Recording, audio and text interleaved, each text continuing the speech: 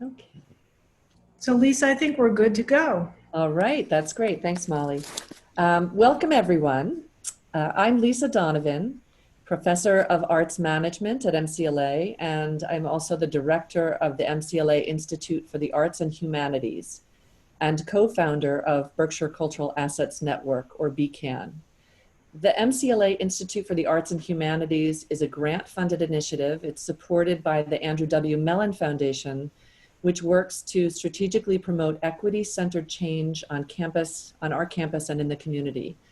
The goal is to expand access to area arts and humanities resources and to catalyze opportunities for interdisciplinary engagements and advance experiential teaching and learning practices in higher education. The Berkshire Cultural Asset Network, or BCAN, is supported in part by the National Endowment for the Arts, as well as the Berkshire Taconic Community Foundation, and this is a professional learning network for education and engagement staff of Berkshire County Cultural Organization. Today's program, Managing Bias, is designed by Penn Creative Strategy. It kicks off the MCLA Institute for Arts and Humanities virtual speaker series, Aligning and Activating Change Through Storytelling. Today's facilitators, Molly Penn, Sophia Cheyenne, and Aisha Aqua, will present this virtual workshop, which was initially designed for cultural organizations to learn more about managing bias within their institutions and managing seasonal volunteers in cultural organizations, but has relevance across sectors. So on the call, we have a mix of staff from arts and cultural organizations, as well as faculty and students from MCLA. Our small group moderators include our facilitators, as well as Erica Barreto, our Institute coordinator, and Drew Thomas and Declan McDermott, MCLA students who are interning with the Institute this summer. Thanks for being here, and thank you, Molly, Sophia, and Aisha, and I'll turn it over to you. Thank you, Lisa, and welcome everybody. I'm Molly Penn, and our firm is Penn Creative Strategy. We do strategic planning, organizational development, and leadership training for nonprofit organizations and foundations. And we're particularly interested in how powerful strategy can help disrupt and rebalance existing systems of power and access in nonprofit organizations. And I am delighted to introduce our facilitator for today from our team, Sophia Cheyenne. So Sophia, take it away. Thank you, Molly. Hello, everyone. Thank you so much for having me here, having us here. We're so excited to share our thoughts about managing bias, and this is really a first step at recognizing bias, naming bias, and developing tools to check your bias. So I'm going to just do a quick rundown of what this workshop will look like. Today, what we're going to do is we're going to introduce ourselves. We're going to breathe together. We're going to have a little lesson on bias, meaning what is bias, what's the science behind bias, what is some of the studies that have happened for us to learn what bias is. Then we're going to have story time. Story time is going to be a collection of 3 stories, 3 videos that we're going to watch together. And after each video, we'll break out into groups and discuss our first reactions, how they might relate to us, how we might relate to them. And eventually, after we finish all 3 videos, we'll come back as a whole group and we'll discuss together. Then we'll have a closing, and that's it. Throughout this workshop, we're going to ask you to use the chat function a lot. So get familiar with it because we want your participation through the chat. And we're also going to ask you, if you can, using an additional device, your phone or your computer, to log into Mentimeter, which we will show you when we get there, and that will be our way of putting up some polls and asking you questions and getting responses in real time. So we begin. My name is Sophia Cheyenne, and I identify as a mixed-race, cisgendered woman of color with a disability. I prefer she, her pronouns, and today I am wearing a floral top. My hair is curly and it is down, and I'm sitting in my dining room table in New York. This is how we like to introduce ourselves. And we're going to ask you all to introduce yourself in the chat right now. If you can take a moment and just don't feel pressure to do the exact same thing that I just did. But if you don't mind suggesting saying your name, your location, your organization, if you want to share your preferred pronouns, that would be awesome. So can you all just take a moment to introduce yourselves in the chat for us?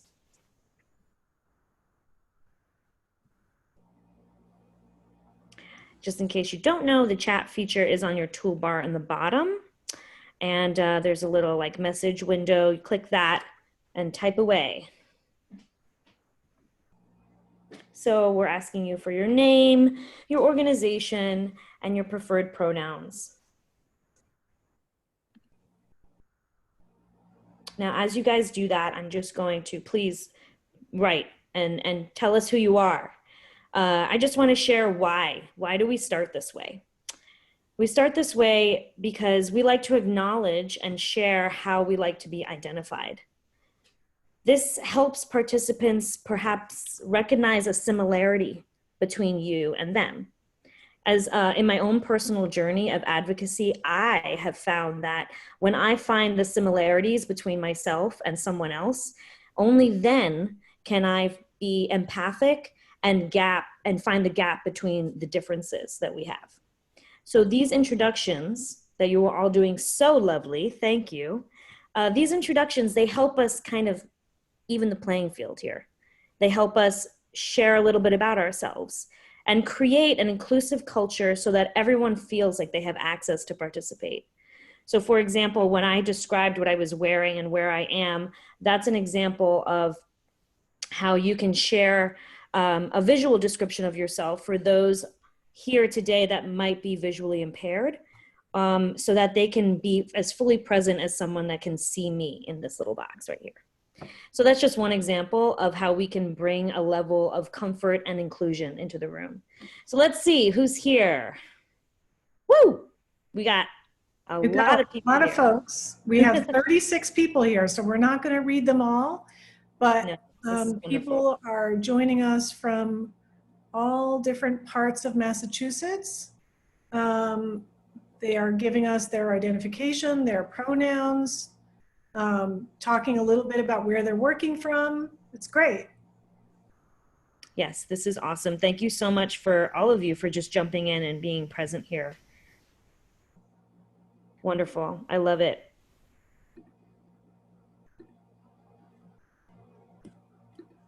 Great. Thank you. Awesome. I'm just absorbing all of this energy. All right. So now what we're going to do is we're going to take a moment to breathe and really talk about the current state of the world. That's a lot, right? But we need to address where we're at today, because it is a moment that we're all feeling and living in, and we can't ignore it. So we want to acknowledge that we're in a time of great anxiety, of vulnerability, and, you know, with the state of the country in economic insecurity, job insecurity, the COVID pandemic health crisis, and the civil unrest with the glaring light of systemic white supremacy and racism in this country. I know with all of that, you might be thinking, how will I get out of this? How will everything look after this? What will my cultural institution look after this? You might be worried about employment, programs, money, all of these things that are very important to your organizations and to your life. So we get it, okay? And we want to take this moment to ask you to seize this moment. Please take this moment as an opportunity for you to focus on how you can make your cultural organization or your life as an individual or in any capacity, how can you make your person and your surroundings a more inclusive, accessible, and equitable place? And I know that we're probably coming from Zoom meeting to Zoom meeting, and we're stuck in this little box right now. So that's why we like to call this moment, Let's Breathe, because we're about to breathe together. So I'm going to take you through a little breathing exercise, and I'm really asking you to lean in and to be present and to seize this moment. So let's breathe. Everyone take a deep breath in and out. If you want to close your eyes, that would be awesome, but you don't have to. Just listen to my voice, follow my voice, and we're going to go through this quick breathing exercise. So breathe in and breathe out. And now I want you to take a really big, deep breath in. Very deep, all the way in, and release it out. And now just breathe in your own time and listen to my voice. Close your eyes if you want. Look deep within yourself. And I want you to see your heart. Where is your heart? What color is your heart? Is it blue? Is it red? Is it purple? Keep breathing and watch as your heart beats to the rhythm of your breath. Now imagine that your heart is expanding so big. As you breathe in, it is expanding and expanding and expanding. And as you breathe out, it contracts and it closes. And as you breathe in, it's expanding, it's expanding, it's expanding. And as you breathe out, it's contracting and it's closing. And what I want you to do now is as you breathe in and you see your heart, where it is, what color it is, how big you're expanding. As you breathe in, I want you to breathe in what you need. So think about that. Breathe in what you need and breathe out what you don't need. You guys are doing great. Breathe in what you need and breathe out what you don't need. That can be anything for where you are right now in this moment. So one more time, we're going to breathe in what we need for today. And we're going to remember to let go of what we do not need right now. So now open your eyes and thank you for that breath, for that moment of breath, for being present with me in this space today. So how are we going to be in this space? We need to create a safe space for all of us. And this is the most important aspect of this work, okay? It is creating a safe space for all of us in the room because everyone here needs to feel acknowledged, needs to feel like they can share and be vulnerable and be creative and emotional. So as we talk throughout this discussion today about bias, we need to lay the groundwork for safe space. And how we're going to do that is we're going to create a group contract, a group agreement. So when we create this group agreement, these are our suggestions here. We're going to start, as we discussed today, to see each other's humanity first, race, ability, gender second, respect each other, have an open mind, and listen with empathic ears.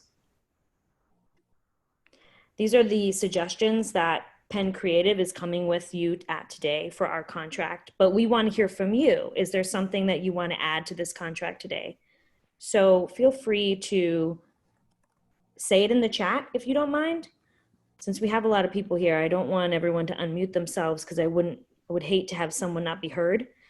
But if there's anything in addition to seeing each other's humanity first, respect, open mind, and listening, if there's anything in addition to that that you want to add to our contract today, please write it in the chat. I'll give you a moment to think about that. This can be anything. We're trying to build honest relationships here. Trust.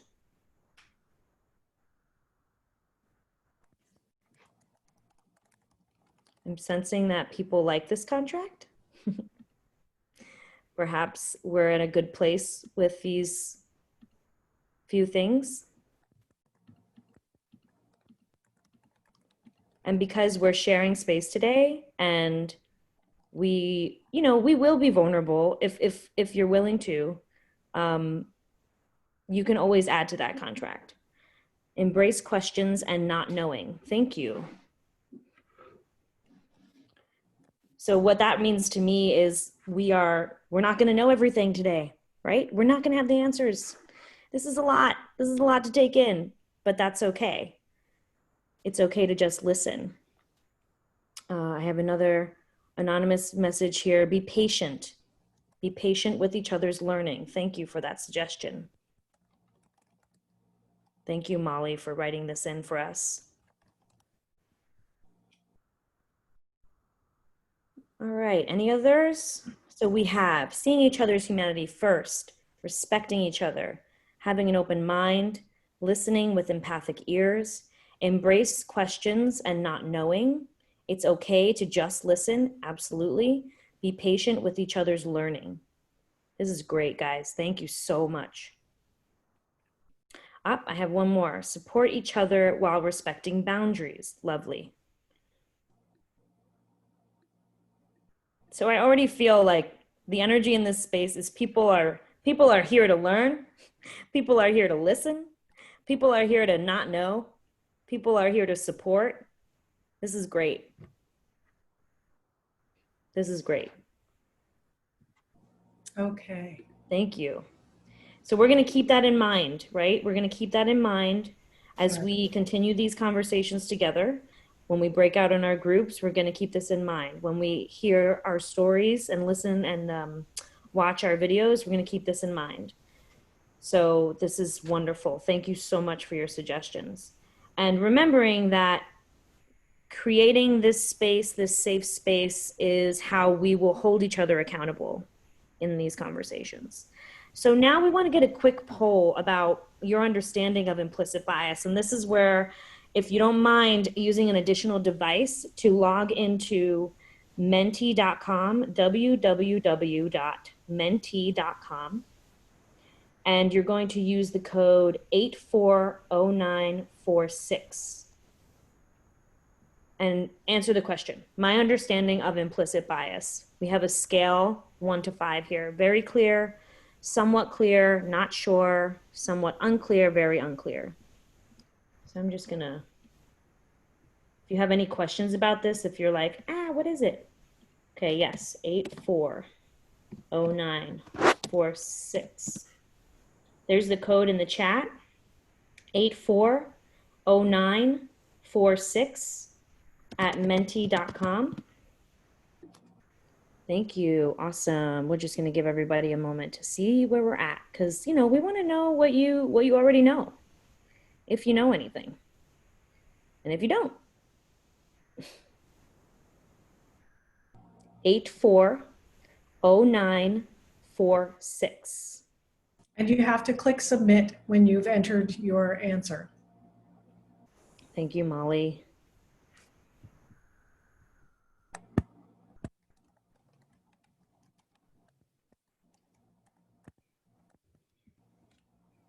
Okay. We'll wait one more minute for a few more people. And if you are having trouble accessing this app and you want to put your answer in the chat, that's totally okay too. Just so you can feel heard in both spaces.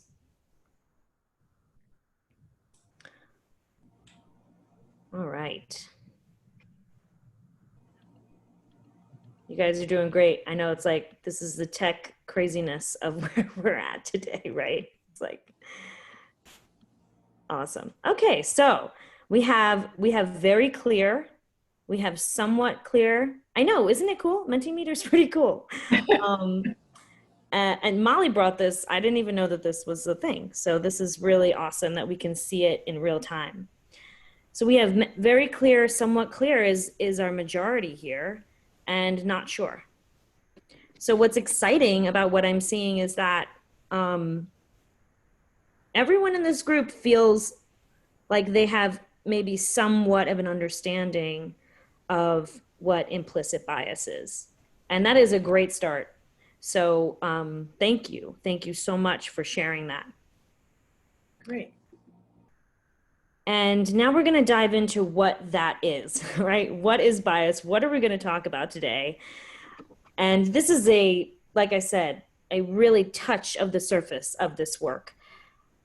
But in this moment, I want to also acknowledge that once again, we're in this creative time, this chaotic time. And many of us might have been having some conversations with family, friends, or strangers about discrimination and bias, especially due to all of the protests and the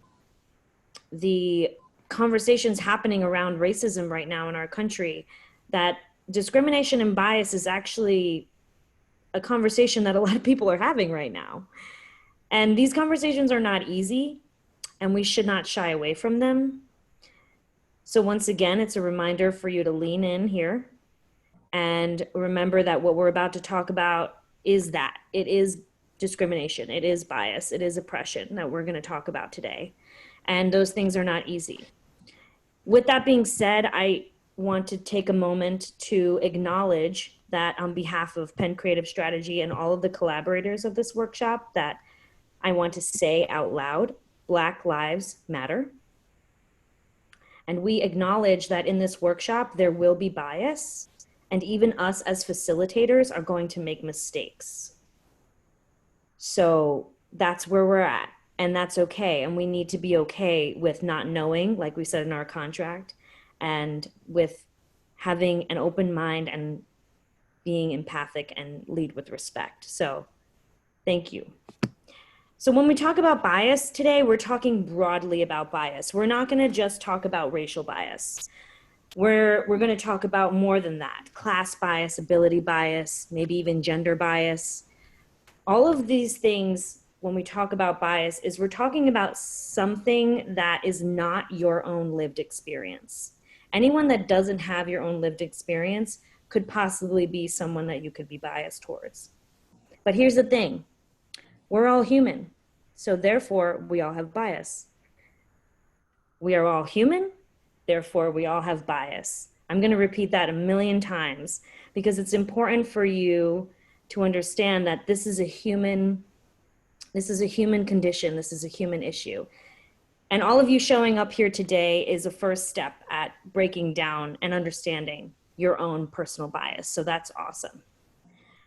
It's part of our human condition to attach ourselves to things that we are familiar with. In simple terms, it's like, I like to give the example, some people like chocolate ice cream versus vanilla ice cream. That means that you're biased over chocolate ice cream. It's the same idea. But what we're talking about today in a social way is people surrounding themselves with groups of friends that have the same interests or the same hobbies or the same way of life of them, the same faith. These are all examples of bias, which is absolutely normal for us to have. So we're going to talk about implicit bias. Implicit bias, and I just want to be clear, because sometimes when I say this, people think I'm talking about implied bias, and this isn't about any implications implying. We're going to talk about assumptions, but not implied bias. What we're talking about is unconscious bias, the biases that we don't realize that we have. So we have this triangle image here, and we would love for you to take a look at this, which I'm sure you have been looking at, and ask you, how many triangles do you see? Put in the chat, how many triangles do you see? Is it 1, 2, 6, 8, 0? I'm just going to take a second. We've got 1, 0, 2, 7, 5, 8, 6, and 2. 6 and 2, I love it. 2 8s, a 6, 2 more 8s. Yeah, great. Okay. So let's play the video. All right. Take a look at this image. How many triangles do you see? 2, 6, maybe even 8? Ready for the answer? Well, actually, it's 0. There are no triangles. On average, our brains are working hard to try and process 11 million pieces of information every second. In reality, they consciously only capture about 50 pieces per second and actually process just 7, meaning we're constantly taking shortcuts to fill in the blanks. Unconscious bias is an example of a shortcut our brain takes to make snap judgments about people before we even realize we've done so. Everyone has deep subconscious preferences for people with similar characteristics to ourselves. Things like our own background, personal experiences, societal stereotypes, and cultural context all influence the perception we have of another person before we even get to know them. These biases can actually have harmful effects. All right, so who got it right? 0. 0 was the answer. And I know that when I first looked at the triangle, I definitely saw 8, 6 or 8. So we like to use this triangle as an example. It's called the Kanziza triangle. I think that's how you say it, which was used to describe the law of closure. And what I mean by that is we all know what triangles look like. Triangles have 3 sides, right? So when you looked at that image, your brain automatically closed the triangle and it added the 3rd line. That's what we did. We wanted to see all the triangles and we made triangles in our own head. So that's just a little visual and kind of illusionist example of what our brain does when it makes these assumptions, attitudes, and judgments about people that we haven't met yet. Now, once again, this is a non-accusatory approach to recognizing bias. So we're going to recognize it now. And we're going to talk a little bit about the science of it. According to information theory, which is how we had started learning about the science of implicit bias, is that our brain works really hard to process 11 million pieces of information per second. And we consciously capture 50 pieces, but we only process 7. So once again, the same idea of 11 million pieces of information is constantly getting hit at you, but only 7 of the 11 million pieces are you actually processing. So implicit bias, once again, is an example of that shortcut that your brain takes to make snap judgments and to create attitudes about people before you even realize you've done so. And as she said in the video, the things that create those biases are the things that are always hitting your mental processes, like background, personal experience, stereotypes, cultural context. All of those things will influence the biases that we create. So a little bit about the science of implicit bias, and then we're going to go into story time. But some people like to know the science of it, and I think it's important to share, is that implicit bias operates at a subconscious level. So we don't know that we have these biases because it's just the gaps that we're filling as we process all of this information. We can't access those biases based on introspection. So it's a subconscious level that we're very unaware of. And because we're unaware of it, sometimes your implicit bias can run contrary to your conscious beliefs. So you could be really deeply committed to those that you serve, but you can unconsciously be acting in the opposite way and not realize it. I think we're on to the next slide, Molly, when you have a chance. Sorry. It's okay. This is just I'm just saying all these things, but just in case people want to see it visually. And then the third characteristic of the science of implicit bias is that it's triggered through the rapid mental associations that we make of people. So that's a quick rundown of the science of implicit bias. And like I said, today we're going to talk broadly about bias. So not just racial bias, but ability bias, class bias, and many others. And this is important. This is important information to know as you spearhead in your own organization in any capacity, because you all are in a position of representing a cultural organization, and you're committed to providing a warm and welcoming environment for anybody that comes in. So understanding what bias is very valuable to any space that you're a part of. So now we're going to go into story time. Like I said, story time is 3 videos, and in between each video, we're going to break out into groups and have a little discussion about our first reactions to those videos. The one thing we want you to know is that each of these videos, the person was asked the same questions. So what was your experience? What do you wish would have happened? And what suggestions might you have for well-meaning folks that want to do better?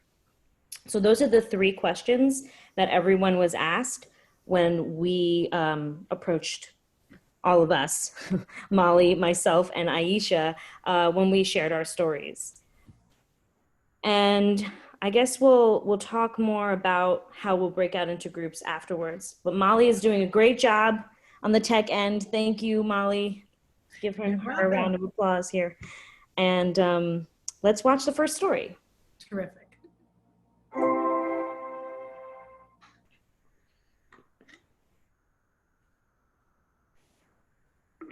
Hi, my name is Sophia Cheyenne, and I self-identify as someone of mixed race and with dwarfism. My background is a mix of Indigenous, Native American, Latinx, white, Black, and European. But my short stature is often what most people see me as first. And even though my dwarfism is a big part of my identity, it is not all of my identity. So here is a little quick story about an experience I had in a theater setting. I want to preface first that there's like lots of aspects of this story, but I'm going to focus on two things really when I talk about it. I was approaching a theater, waiting in line to get tickets at the box office. And the first hurdle I come across is that the box office window is actually very high. So it's above my head. And this is not in every theater is it like this, but this is something that I often come across.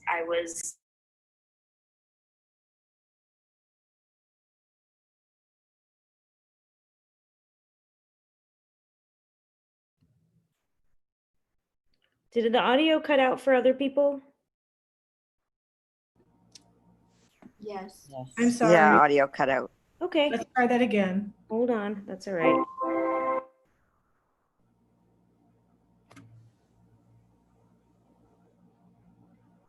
Black and European. But my short stature is often what most people see me as first. And even though my dwarfism is a big part of my identity, it is not all of my identity. So here is a little quick story about an experience I had in a theater setting.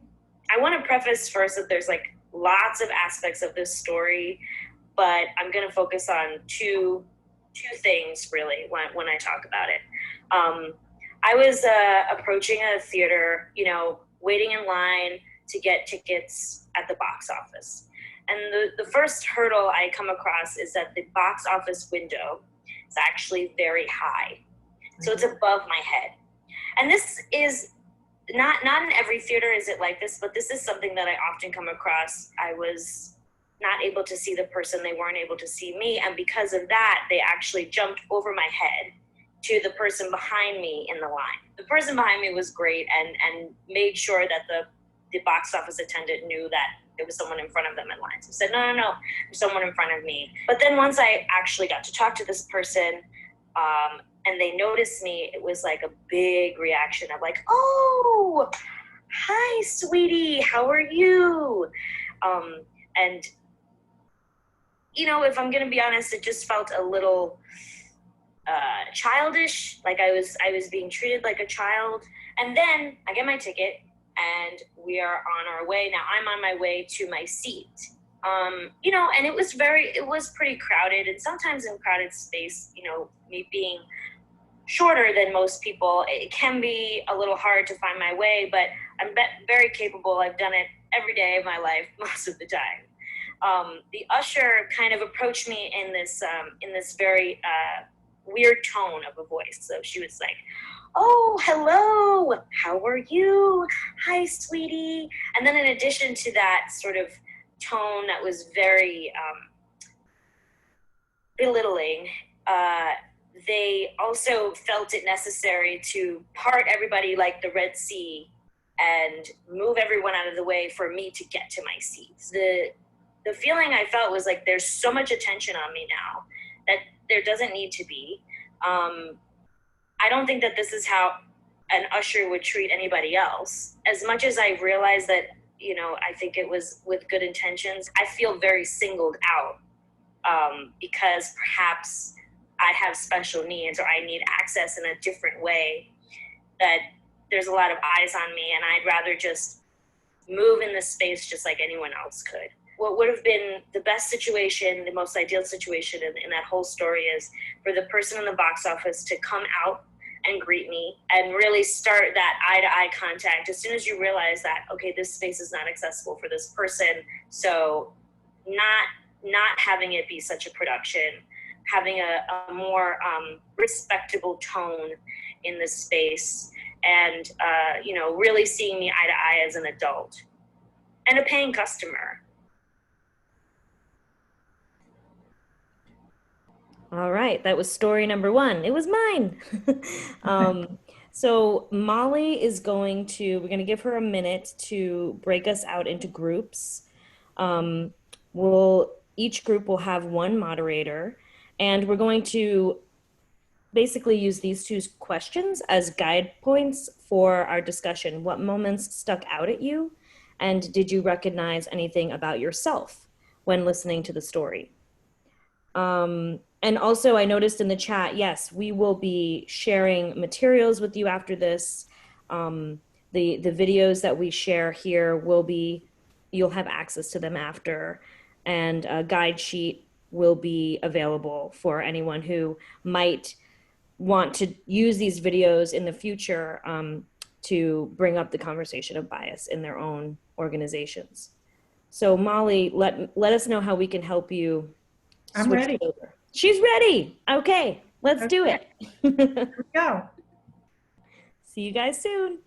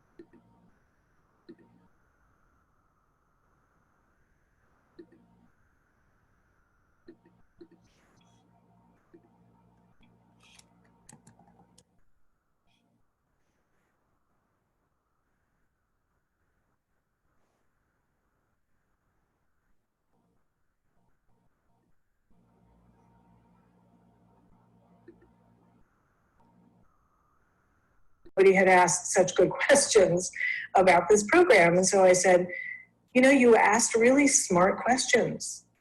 And she looked at me funny and she said, you should be really careful saying things like that to a woman of color with a PhD. Did you notice that I had a PhD after my name? Did you not think that that took a lot of effort and intelligence to get that degree?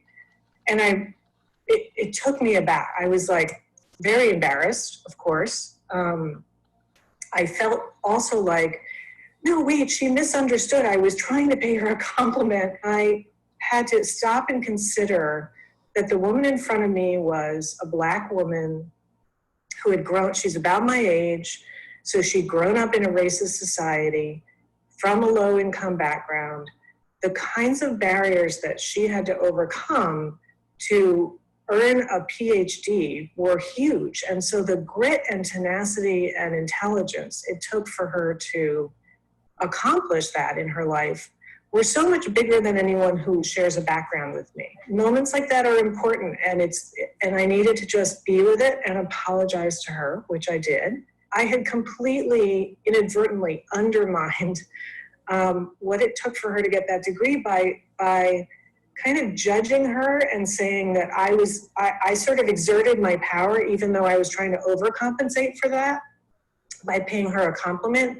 In fact, what I did was show that I was the person in power by saying, oh, I think you ask really smart questions. I was trying to do the right thing and in fact did the complete wrong thing. So it's never fun to be called out like that. It's very awkward and it feels uncomfortable, but I will say it showed me that even as somebody who grew up with this, in my bones, this belief system in my bones that civil rights are hugely important. If I hadn't had an experience where I had inadvertently made a microaggression against somebody, I never would have realized that I was capable of that. I would have thought, oh no, I got this. I got this. I'm a white ally. I totally get this. And it's one thing to get it intellectually. It's a whole other thing to unlearn the habits I've spent a lifetime learning, right? And so there are going to be times I do it wrong. And I need to be open to that. And I need to be open to the other person telling me, whoa, you just stepped on something. It showed me that I still have a lot of work to do, and I'm good with that. And that was my story. So now we're going to get you back into your small groups and give you a few minutes to discuss this again. Thanks, Molly.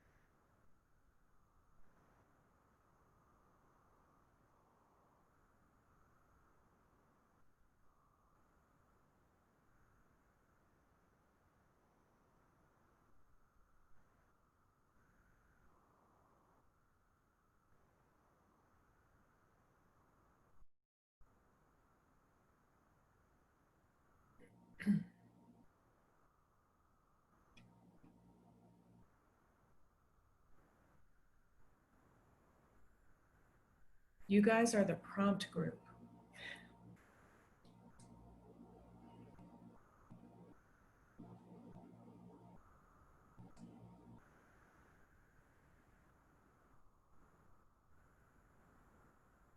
So the others will be back in 3 seconds.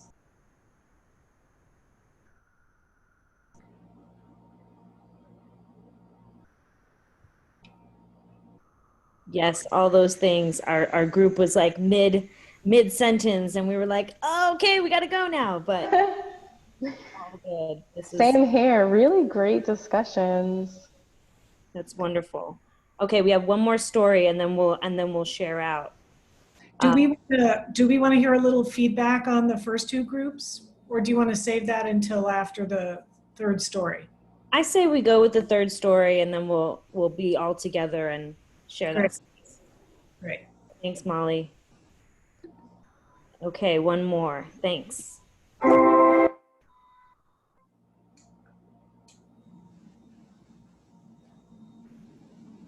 Hi, my name is Aisha Aqua. I self-identify as a Black American born to Caribbean and West African parents. Today I want to share with you a story of racial bias that I experienced at a theater in Atlanta, Georgia.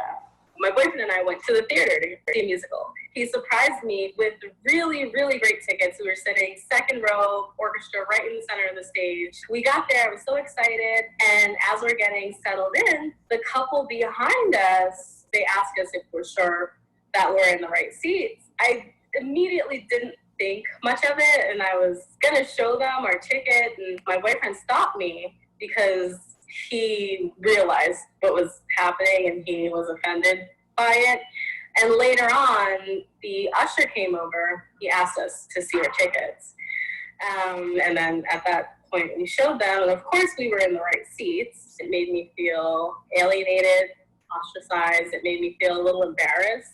It turned what should have been a really just fun, enjoyable experience at the theater into something uncomfortable. We kind of had to sit there around the rest of these people, knowing that there were people who didn't feel like we belonged there. And that didn't make us feel great about doing something that we both really loved and enjoyed. Really, I wish that they didn't say anything to us at all and just allowed us to exist in the space, just like everyone else was allowed to do that. If they were curious about us, if there was something about us that looked like, hey, we're not used to seeing like Black women and a Latino man here in these seats enjoying theater very often, which we're aware of because we go and we're usually one of few. They could have just asked, how'd you hear about this play? Or how often do you guys come to the theater? Anything like that to like strike a conversation and find out more about us rather than just assuming we just didn't belong there. We were doing something wrong.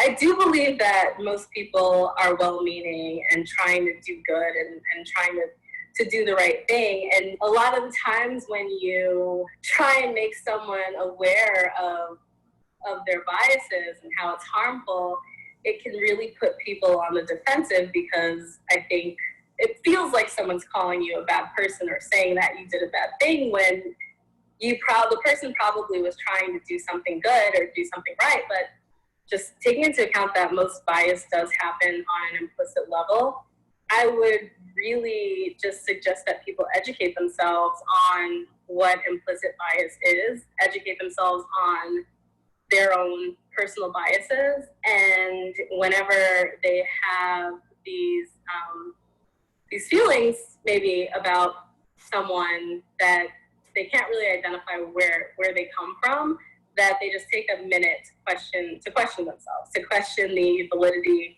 of the thoughts that they're having and explore if it might be some bias that they have. Once people educate themselves on implicit bias, then they can accept responsibility for their thoughts and their actions and how those biases can be harmful to the people around them.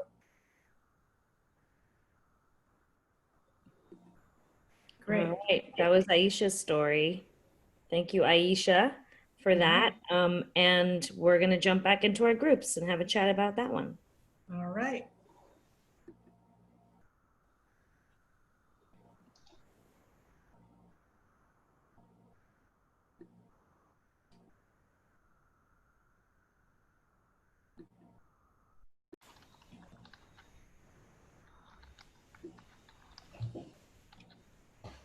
Okay, we're waiting for the rest of everyone to come through. I think we're pretty much all back now. Great. Okay, so what's going to happen now is all of our moderators are going to share out some points that were discussed in their group. And from there, we'll continue the conversation as a whole group. So why don't I was going to start, but I'm just going to throw it at somebody. How about Erica? Would you mind jumping on in? And if anyone from my group wants to add, please feel free. We started to name the feelings, and across all the videos, there were these feelings of embarrassment, kind of this condescending tone, this how do we overcompensate. In this last video too, we really talked about the importance of asking questions to understand instead of asking questions to affirm judgments or negative preconceived notions. There were these feelings of alienation, and also like this idea of how can we question ourselves first Because there is a lot of experiential learning that happens in these situations. They're awkward, they're uncomfortable, there's sadness, there's anger, there's mistrust. But in having those moments, we're learning and unlearning something that's been so deeply conditioned in us. We also talked about how situational influences, like there's a lot going on. You have these feelings of nervousness, you have scattered focus, and how we're also really conditioned to use this evaluative language. We want to compliment people, we want to be well-intentioned, but if we're not taking that moment to question ourselves first, we're more likely to act on the implicit bias instead of building this awareness. Is there anything that I'm missing, group 2? I think we're good. Okay. Thanks for sharing. How about Declan? Same goes for my group if you guys want to bring up anything specific that I forgot to mention. But we kind of, I think we realized through watching the 3 videos how similar the themes were, but how different our takeaways were from them. So I'll kind of go through each video separately. For our first video, I think similar to Erica's group, we very much took away how important it is just to ask questions like, how can I accommodate you more equitably? Like, because I think part of the issue with the first story was how do you create space for someone without singling them out and making them feel isolated or alienated in that way? So I think we kind of talked a lot about how can you ask questions to create a more catered experience for that person without making them feel isolated. And like you are treating them as childish. For the second one, we talked a lot about how to like unlearn our previous notions that we may have accidentally taken on from our personal experience and our implicit bias. So what we talked a lot about was how you choose your words of talking to someone and making sure that you're talking to them with objective intentions rather than something that may be tied to subjective feelings. Like, for example, in that situation, maybe it could have been said, the things that you said, when it was said, the things that you said were really smart, I think that makes the object the person. Like, you said these things that are really smart, rather than making the questions themselves the object. And that is where kind of the issue underlies there. And for the third video, we talked a lot about how these can kind of come off as microaggressions and something with that, and how we need to just accept our responsibility. And at the end of the day, before we say things, we need to come back to square one and ask ourselves, like, is what I'm saying truthful? Is what I'm saying something that I have a place to say? Is it kind? And just kind of reflecting before we say things. Awesome. Thanks, Declan. Mm-hmm. How about Drew? All right.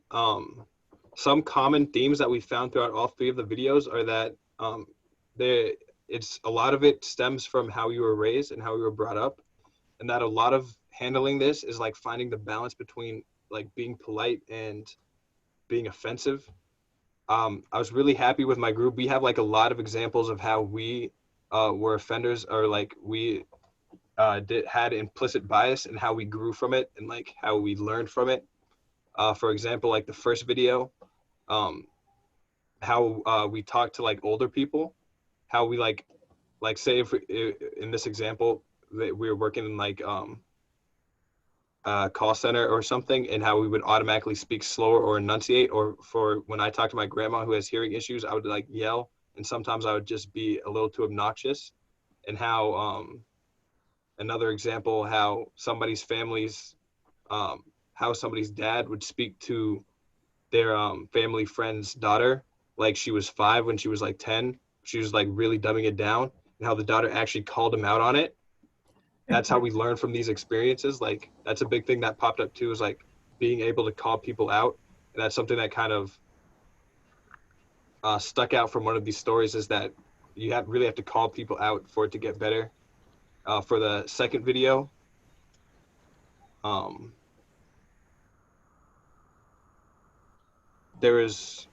we just learned from the video that there's certain like language that you shouldn't use, like how well you should articulate. And an example of something that's really just like the video is like, I'm a digital painter as well, people would often like give me the compliment like, that's so amazing, that's so much better than what I could do, or that's better than what I could do. It's like, and somebody with like no background in art would be saying this to me, and it's like, of course it's better than what you could do. So it's kind of like offensive and like belittling the accomplishment by comparing it to what you could do.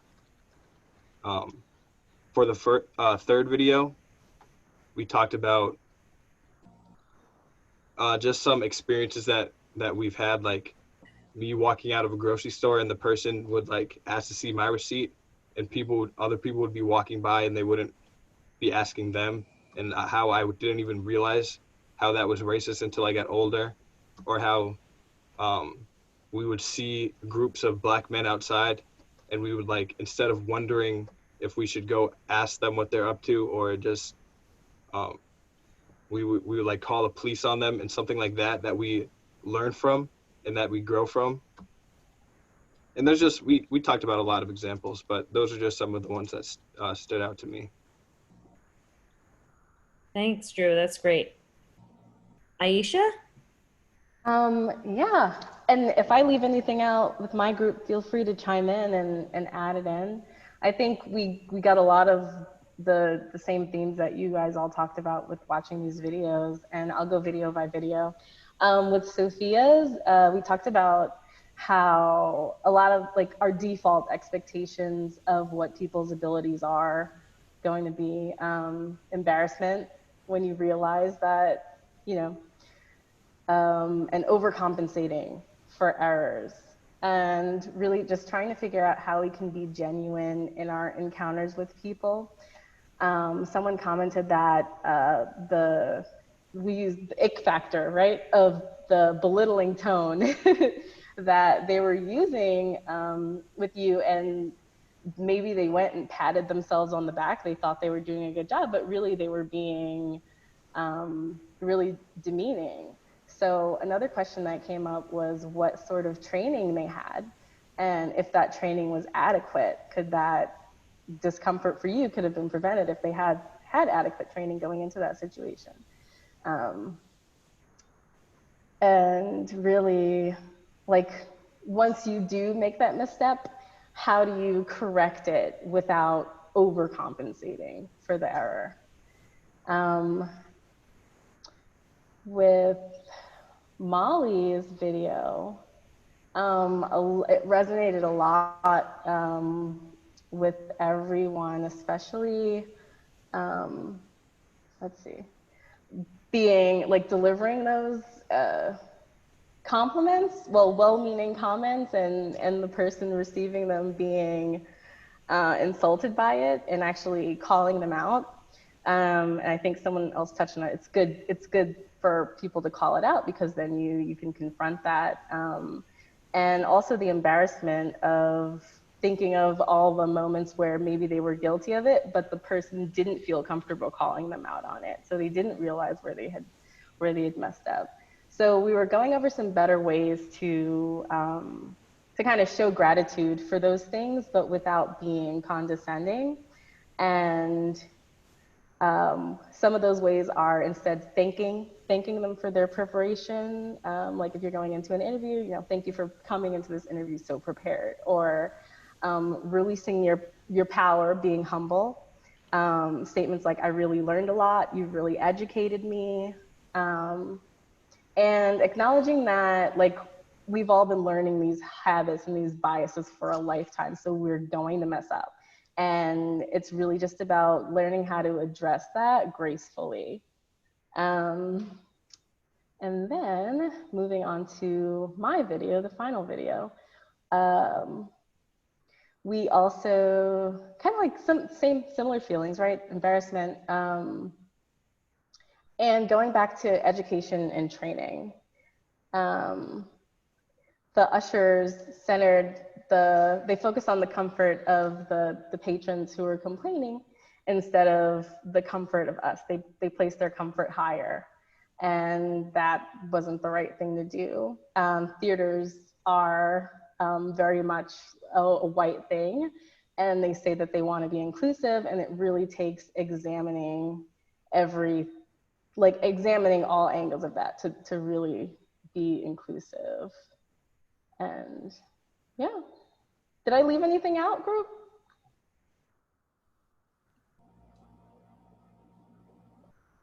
Great. And we'll have a chance to continue talking as a group also after. I think Lisa, right? I didn't hit, yeah, okay, great. Okay, so one theme from our group was just how powerful it was to hear each of your stories and to have you in this space with us, and that how that creates an opportunity for dialogue. So a compelling way in. There was conversation around how these, these are all too familiar stories in terms of, making assumptions about other people's context without not knowing and not being as welcoming as we think we are. There was at the heart of it, this idea that good intentions are not enough, and that a lot of the challenge of this is that it's about power. And so there's a great quote about a thin web of power.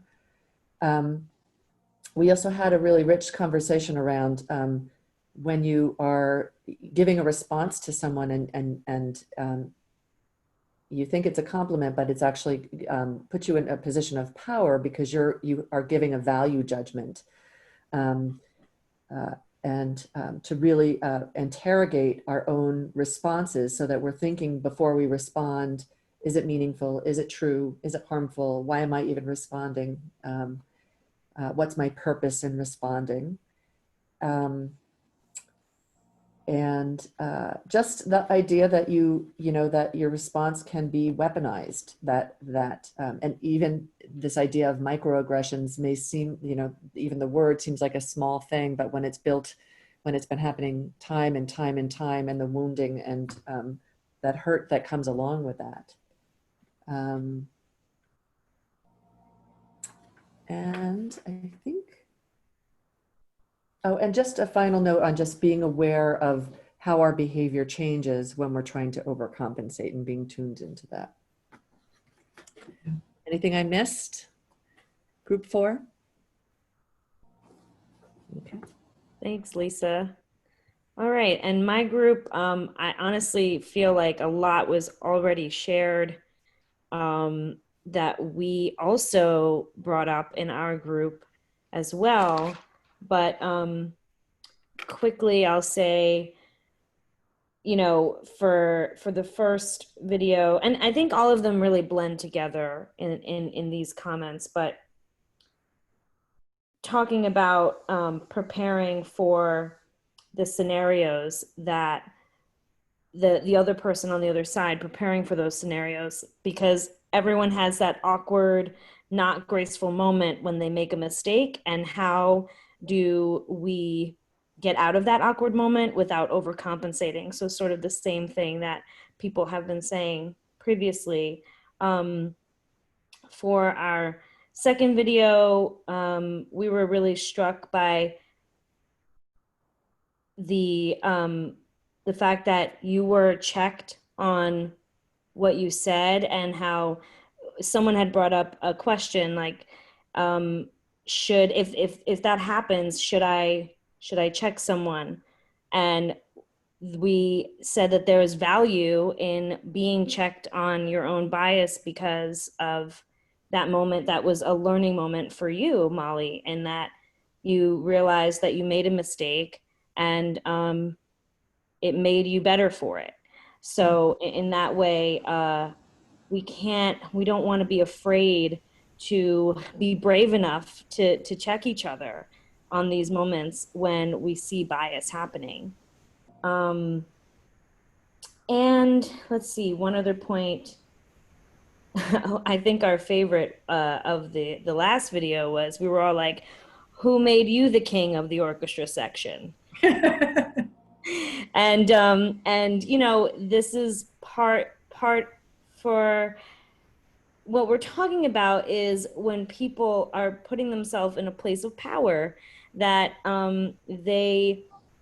it's inappropriate to, or it's not necessary to, and really creates those awkward scenarios of people feeling like they don't belong, or inferior, or like they don't have space or voice.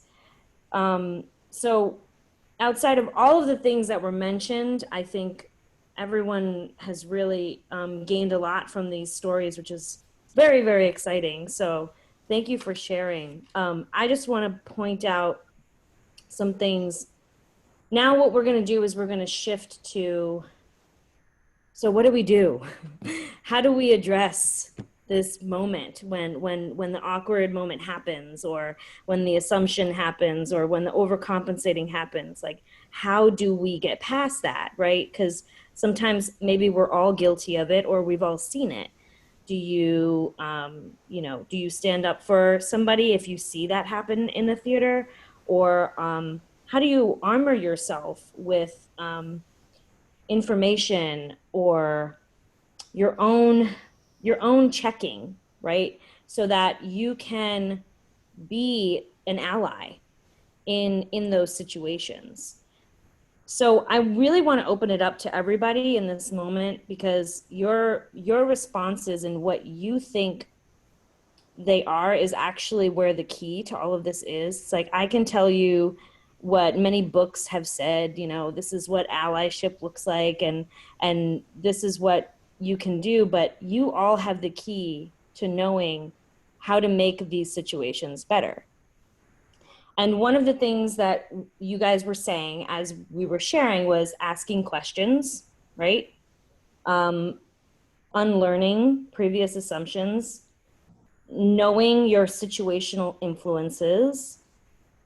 And those are just three main ones that really popped out at me. And a lot of this stems from how you were raised. So with all of those ideas in the ether, we want to pose the question of, like, how would you use what you've learned today in your own community? If you want to just put yourself on unmute and we can have a conversation now, or feel free to write in the chat if you feel inclined to just chat it and not talk. That's totally fine. Or you can use the raise hand feature and we can call upon you that way. But remember our agreements, we're listening, and we're using leading with an open mind and respect. Does anyone have any dire things that they think, after you listen to these stories, how would you have done it differently? Or what do you see the solution as? Just take a moment to think about that. And even in these questions on the slide as well, like, how can you take what you've learned from these stories and use it in your life or in your own community, in your own spaces, as you, when we leave each other after this workshop, like, what happens next? How can you practice these things? So Lisa has her hand raised. Great. Lisa, you just have to unmute yourself. So what I'm thinking about is,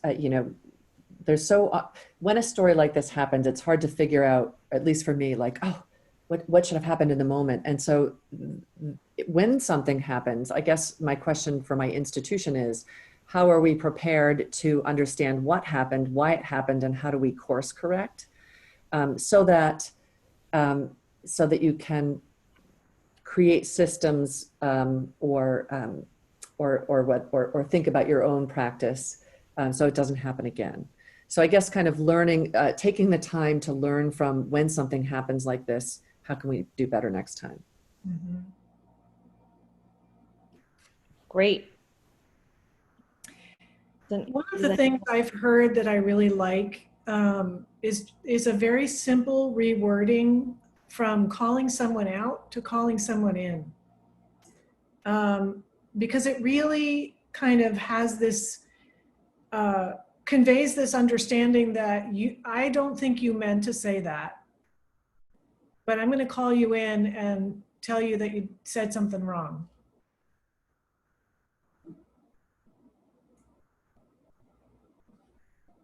Yeah, my first reaction to that actually makes me think of what quite often happens with me. And this was another point that got brought up in our group, how situations like what Aisha's story was, or my story, or anyone that can feel othered, is that these stories are kind of normal for us, right? This is something that happens all the time for us. So sometimes there's a moment on the other side where there's a complacency of allowing that to happen. And oh my God, my pregnancy brain my thought just got right out of my head. In case you didn't know, that's where I'm at.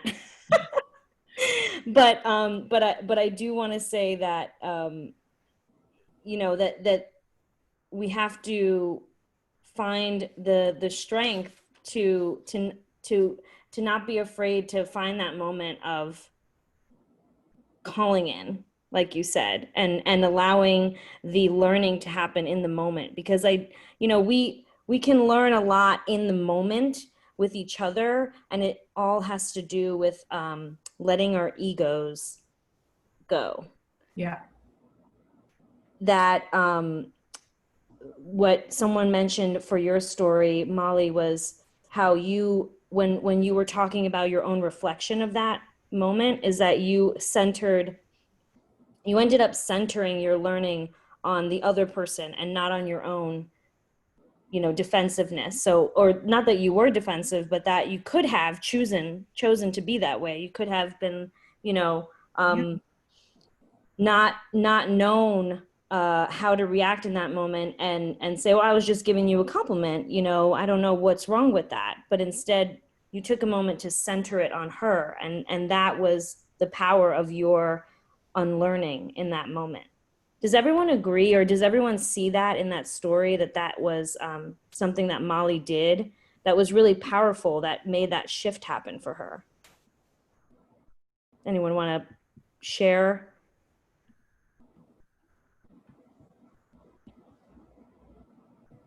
Folks are feeling quiet. You can share in the chat too. And so the other question we want to pose to you is, how might you use this knowledge in your own community? Because, what we're talking about is becoming very aware in the moment of our triggers and of our own biases. And that's the hardest step. Is becoming aware is the hardest step. So that's got to be the first step, but it is the hardest step. And that's how we start this work. So Sophia, Lisa posted a really interesting comment. Another thing that came up in our group was when something happens that unfolds with patrons versus the organization, how do we work with our visitors, audiences, et cetera, to create inclusive norms? That is so important. Yeah. And it's a tricky conversation because it's just, you don't know where people are starting their journey from. And their receptiveness to what you might say depends on where they're starting from. And I think that we all need to be open to hearing, like what those mistakes were that happened. Yeah. So that's the other part of this work, I would say too, is if you have had a moment where that you accidentally made an assumption about someone, make sure that it's cataloged for yourself, that like, I made an assumption that one time and I have to work on that. I like to make a list, actually, like you making a list of the situations where you might most likely will experience a bias or be triggered by a bias or might be biased towards someone else. Is it when you are encountered with someone that you're not normally encountered with? And if that's true, then how do you deal with that? I see another question here. Oh. Yeah, Dana has a question, so Dana, unmute yourself. Thank you. Yes, Sophia, a few minutes back, you said something about kind of standing up for somebody, or maybe that wasn't the exact words, but it made me think sort of what is the role of someone should they find themselves in that position? Like, let's say, for example, sitting next to Aisha at the theater and I heard this person say this comment and I recognized it as really racist, is it right for me to turn around and call that person out? Or is it more appropriate for me to talk to, it seems to me like it would be more appropriate for me to talk to Aisha first and be like, hey, did you hear that? That wasn't right. You know, sort of what's the role in like standing up for somebody, I guess? Yeah, that's a great question. Aisha, I'd love to loop you in if you don't mind. I I would start off by saying that it really depends on your relationship, you know, with whoever it is. So if, let's say, Aisha was a stranger to you, you know, that is something to be aware of, in that it might not make the situation better because she's a stranger and you don't have a relationship.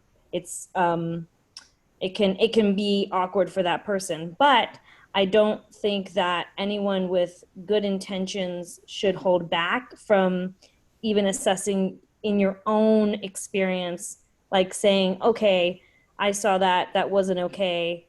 I'm going to make sure I don't do that. You know what I mean? But Aisha, I'd love your thoughts on what you think about that advice. Yeah, I think you got it right, Sophia. I think it does help, Dana, to know that that someone else does see what's happening, and you're kind of saying you're not alone here. Like I see what's happening and I kind of have your back. And then I guess leave it up to the person whether they want to escalate it. But I think that is a better way to do it, to kind of mention to the person that you did notice what's happening rather than like confronting them for what they did. But that's me. I don't know, someone else might appreciate you actually confronting the person on what they're doing. Thank you. Yeah, thank you. I think it's also all about how you confront the person. I mean, you know, I think there's nothing more awkward than, for those of us who are white, than to call each other out in a public way for something that we said or did that was racist. That is just something that we were not raised to do. And so that's another moment of like, okay, how would I handle this? So you could also just excuse yourself from your seat and go to the other patron seat and say, excuse me, but I noticed this happen, and I just want to make sure that you're thinking this through because it sounded like this, you know. There are all kinds of ways to do it. I mean, I wouldn't want to leave the burden on the person who was the recipient of that, to have to always be the one calling it out. I think we have to build our muscles as accomplices in this work to be willing to stand up for it. Thank you. Yeah, absolutely. And that's something that I always say when I talk about allyship is it's speak up, but don't overspeak, you know? So it's like, it's okay to speak up, but it's knowing the right, you know, how to assess that situation. Because the last thing you want to have happen is that escalates into an even bigger, you know, where now the whole theater knows what happened in that orchestra, right? Mm-hmm. But there is so much value in, let's say a white person tells another white person, you know, I saw this exchange, and, you know, you might want to rethink, or you might want to think through, like how Molly had said, what just happened, because I think that there is a value in that and not putting it all on the person of color in that situation. Yeah, Kate raises a good point here, which is another option might be to bring what you saw to the organization's leadership after the incident so they can take time to train their volunteers and staff. Yeah, absolutely. Yeah, and that's something that I always say, I think works. You know, you're never going to have a guarantee whether that training will happen, but I think definitely doing your part in making sure that they know that something like that happened is an important aspect of being an ally.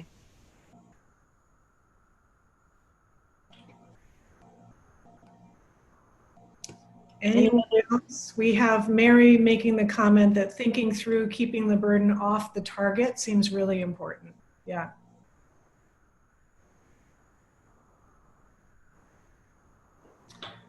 And Lisa is saying the contract we began with is so important. I can imagine starting classes, meetings, gatherings at MCLA with this, and maybe including it in programs.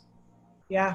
Yeah, I think that having group agreements is a must, because people need to be held accountable, and this is a way to keep people accountable for stepping out of the contract or stepping out of that agreement. Absolutely. We have another comment here. If the racist acts in a public way, perhaps we should be careful not to require the victim to address it privately.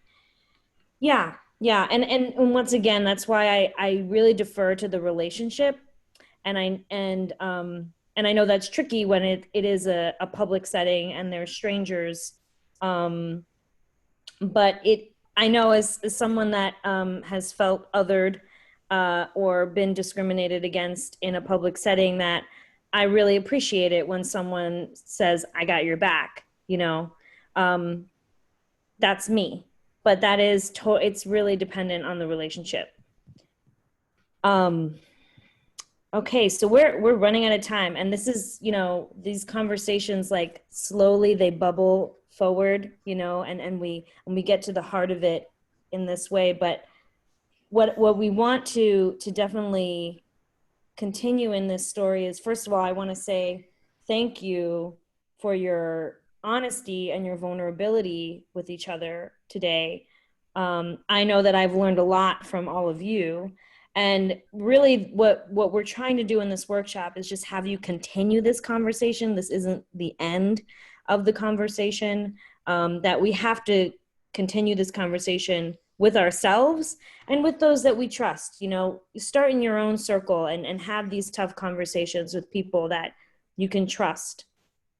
And then build those muscles, like we said. It's really important to do this work on an individual level, because only then can we really step it up to call people in, like Molly said. So the main tips that we'll leave with you is, first step is to becoming aware and educating yourself of these biases. The second is knowing your triggers. And what I mean by that is, like I said, making a list of the situations where these things might happen. So, if you know that you might feel defensive or triggered in a certain setting, you should know that. You should be aware that that is something that you as an individual might feel in a moment. And then when it comes to the action point, it's like, when that moment happens, slow down, take your time to notice that that is happening, that trigger is coming up for you. And you have to breathe and take a second to respond in a different way and not react. And then, in addition to that is just owning your mistakes, because we're going to make mistakes, and it's really okay. It's okay. And we need to own our mistakes and hold ourselves accountable in that way. I think I saw some more. Oh, great. Yeah. And we can talk more about what it means to be an ally, but when we talk about allyship, we're talking about understanding your privilege, and you can do a whole webinar on understanding your privilege, so this is why, this is really touching the surface on what bias is. Maybe that's our part 2, Sophia. Yeah, maybe it is. I mean, we'd love to do more of these. It's really important work, and especially I think now more than ever is it needed. So we are so grateful that we had this space today. And for our closing, we're using this image of a yoga stretch pose, because we like to think of this work as like yoga, that we're stretching ourselves to the edge of our discomfort. And we're gonna stay in that discomfort and breathe in that discomfort. So allow yourselves to stretch. Allow yourselves to stretch in that discomfort when you know that a bias is coming up for you, or you're seeing bias. Lean into that discomfort, because it's the only way that we're going to build the muscle and learn how to be better at it. So really quick, I want our whole group to take a deep breath in and a deep breath out. We've talked a lot about a lot of different things today. We've learned a lot from a bunch of different stories. And we're going to do another Menti.com tally poll, however, I don't know, question. And so we're asking you these two questions about today, like what are you going to take with you and what are you going to leave here? So I like to call this the magic box exercise. So if you can sign in to Menti.com one more time for us and put this code in, 840946, 840946. And what are you going to take with you today? What did you learn today? And what will you take with you afterwards to use in this work on an individual level? And what will you leave?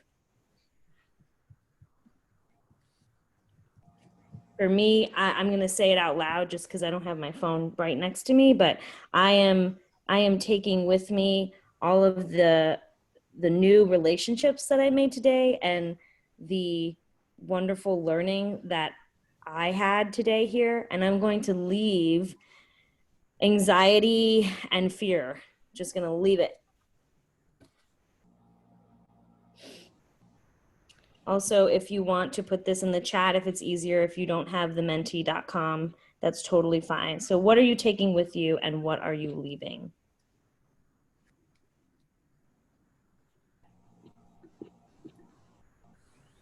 So I'm doing it and I'm getting a little bit of a pause here. Is anyone else getting a pause between the slides? Yeah. Yeah. So you can put it in the chat.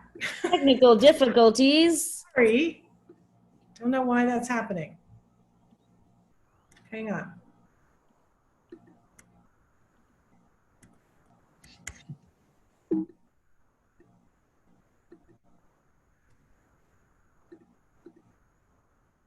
There we go. Let's go back to it. We made it this far without any major hiccups, so Yeah. I'm impressed. But they're not showing here. It's really interesting.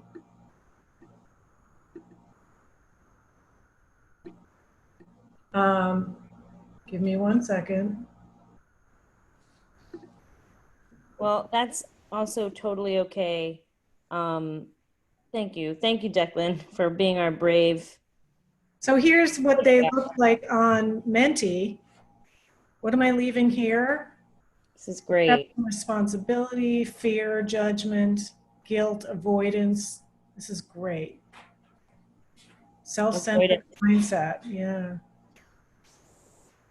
Yeah, you know, all of this is wonderful. We really want to empower you to, you know, not be afraid to lean into this work. When you see other opportunities to learn about bias, please take the course, learn about it, and stretch those muscles, because this is how we make the world a better place. I'm just gonna toggle over and see if the other slide is visible or not. I mean, I was not able to enter my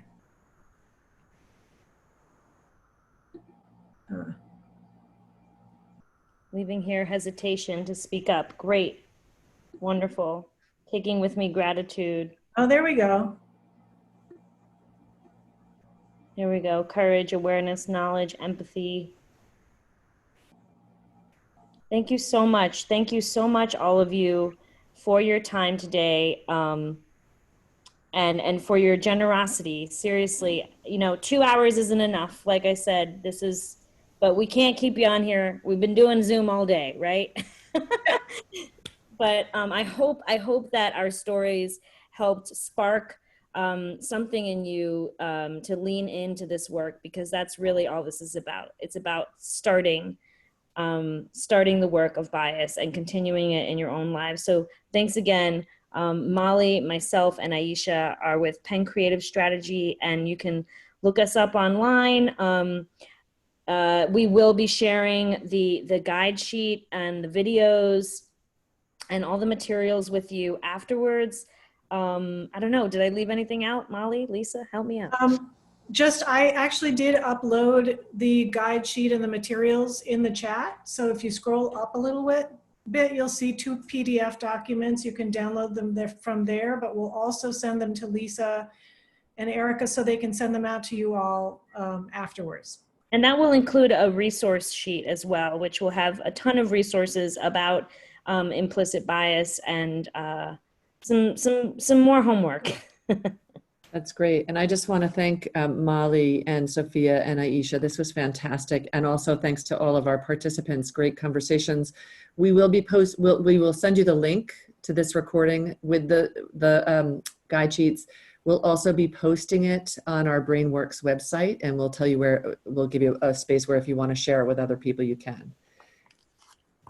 Thank you all. Thank you so much. Have a great rest of your day.